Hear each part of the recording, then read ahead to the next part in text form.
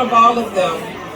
But some of the things we wanted to mention is that you may not be aware of is that we directly were instrumental in working with the Nevada legislature and decriminalizing minor traffic violations, ending warrants for inability to pay traffic fines and fees, and ending the suspension of driver's license due to an inability to pay fines and fees, and the reinstatement of driving privileges effective October 1st of last year.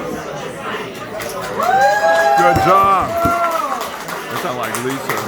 Another bill that you may not be aware of, because this was passed approximately 8 years ago, it was our very first bill that we actually worked with Assemblyman Joe Hogan to pass a bill, and he worked with our students. Our students also helped with this through our, at that time it wasn't BSU, we had a youth caucus. But we worked directly with a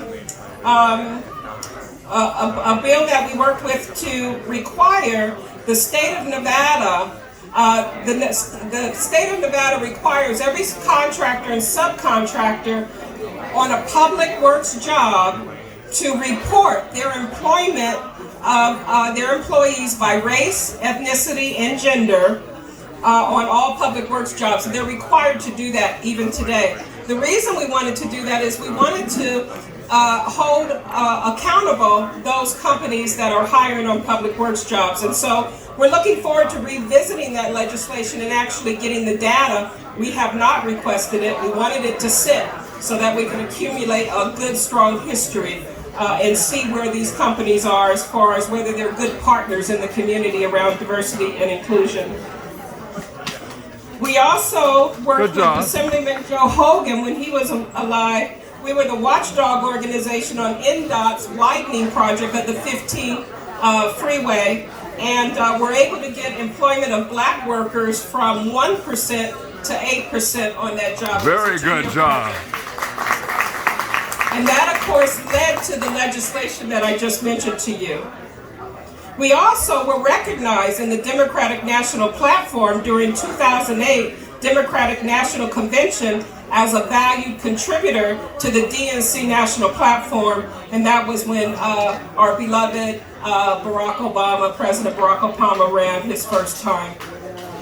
We also hosted the very first judicial candidate forum in 2008 in Nevada, understanding that criminal justice reform starts on the judicial bench. Last month, after 6 years of advocacy, well, I'm gonna save that one for last. I'm going to scoot to, AB 178, I gotta mention that. That provided an additional $1,200 per student. Those are students who are least proficient. That means they are only 25% or less proficient in the English language. And so we were able to get that passed where the legislature actually provided an additional $1,200 to help support them. Of course, we've lost that now with the new funding formula, but we hope this next legislative session will address this inefficiency we call a funding gap. We also, well, I won't do that one. I don't need to say that one. And then we also work with CCST to change the prerequisite and the qualifications for students applying for magnet or a CTA school, where they eliminated behavior and attendance as a qualifier. This was a decade of slow-moving progress, but this year marks the second school year that this new policy has been implemented, and we have seen an increase of students of color enrolled. Additionally, just this past year, the district also